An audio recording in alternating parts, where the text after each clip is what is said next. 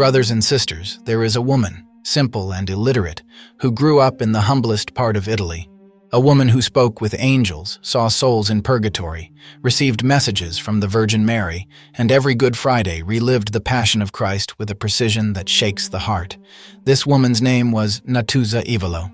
And today, brothers and sisters, I want to tell you what heaven wanted to show her, because her sufferings, her visions, and her revelations are not private matters. They are a call to all of us to look again at the crucified one, and to prepare for our encounter with God. Natuzza was born in Paravati in 1924 into a poor, fatherless family. She never went to school. She never learned to read or write. And yet, from heaven came words to her in Latin, Hebrew, Greek, French. Words imprinted on her body, written in her blood, what are known as hemographic writings, sacred texts that appeared during Holy Week. A mystery science has never been able to explain. But what truly touched the hearts of thousands, and still calls out to us today as Christians, was the way Natuzza relived the Passion of Christ every year. Every year during Holy Week, Natuzza relived the Passion of the Lord. Her hands opened with wounds like those from nails. Her feet bled. Her side opened as if pierced by a spear, and mysteriously and verifiably, her body showed signs of crosses, words, hearts crowned with thorns. These were not fantasies, but documented facts, observed by doctors, priests, and eyewitnesses. At 3 p.m. on Good Friday, the hour Jesus died on the cross, Natuzza's heart would stop for several minutes. Doctors saw it, machines recorded it. Then her heartbeat would resume as if a divine force were bringing her back to life. Who can explain this with reason alone?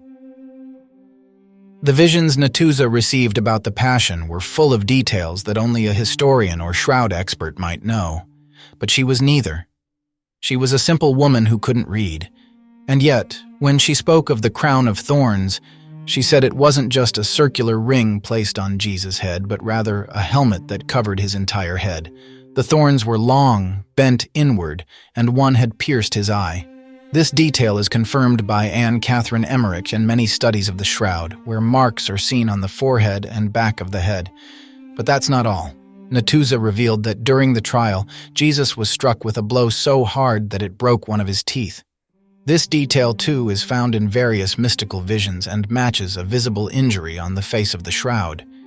How could a woman with no education know all this, unless God had shown it to her? Another stunning detail was about the carrying of the cross.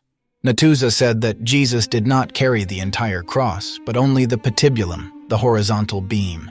The vertical pole, she said, was already fixed on Golgotha. Brothers and sisters, historians and archaeologists confirm this today. The Romans did it that way. The condemned carried only the horizontal part. And yet, how could Natuzza have known this, unless heaven had shown her?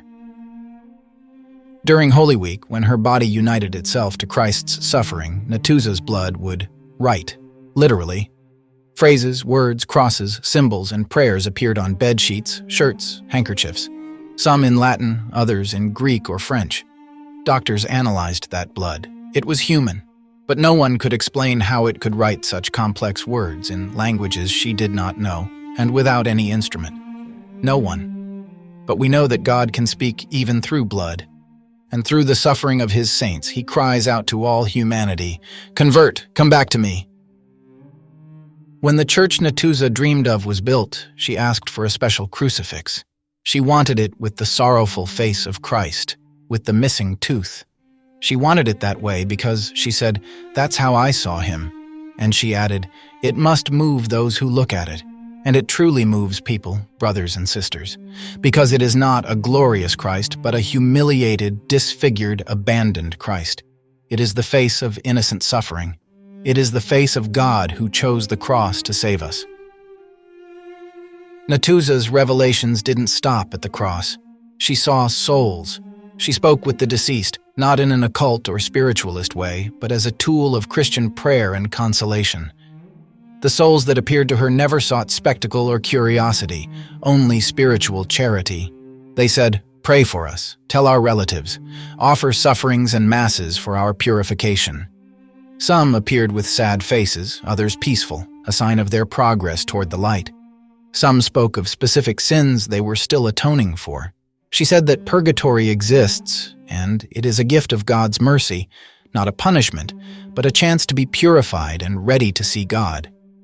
She explained that souls suffer not only because they cannot yet see the face of the Lord, but also because of the indifference of the living, our forgetfulness, our rush, our cold hearts. She would say, souls are thirsty for love. They need masses, the rosary, sacrifices, even small ones like a simple act of charity done for them. Natuzza also saw heaven. She described it as an explosion of light, of love, of endless beauty. She said she saw children, the elderly, martyrs, all in peace, joy, and eternal light. Some still wore signs of their earthly vocation, priests with stoles, mothers with rosaries in hand, young people with pure gazes full of praise. When speaking with people, she would often say with disarming simplicity, "The Madonna is beside you. Your loved one is blessing you. Pray with love because Jesus hears you. You are not alone." And she would often say, as a kind of summary of her message, "Those who love never die. Those who love live forever in the light of God."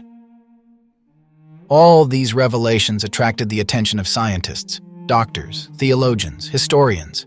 Some were skeptical, but many were left speechless. Because Natuzza's visions match, in astounding ways, the data from the Shroud of Turin. The placement of the nails, the wounds on the head, the bruises on the face, the blood and water from the side. How could a woman who never studied know all this?